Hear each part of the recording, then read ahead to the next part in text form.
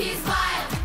God is wild. Hey everybody, coming at you here live on set from my VBS Vacation Bible School Day 3. Today I want to talk to you about the fact that God watches over you. One of the great stories of the prophet in the Old Testament that we learn about in Sunday school and that kids easily remember is about the story of Jonah. Now the cool thing about Jonah is he's a lot like us in the fact that he ran from God's calling. God wanted him to go and preach to these people, but he refused, and he in fact went in the opposite direction. The key thing about the story of Jonah is that he was, swallowed by a great fish or a whale. He spent 3 days in the belly of that whale, and it said after it swallowed up, it went to the root of the mountains.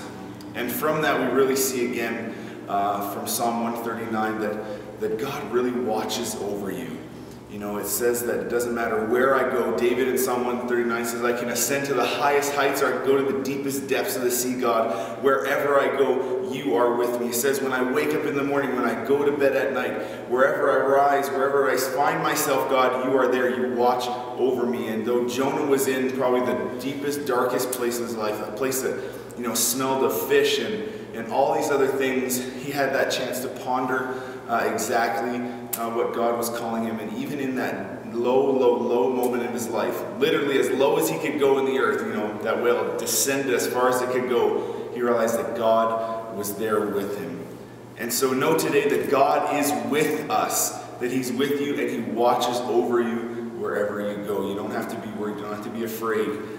Listen to God's calling and don't pull a Jonah and run in the opposite direction, but run towards where God is calling you, towards where he's leading you, and that's the place where you're going to find an abundance of blessing. And when Jonah finally did that, he saw the city turn around.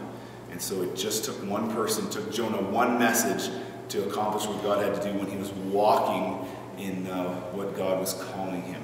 So we'll see you again.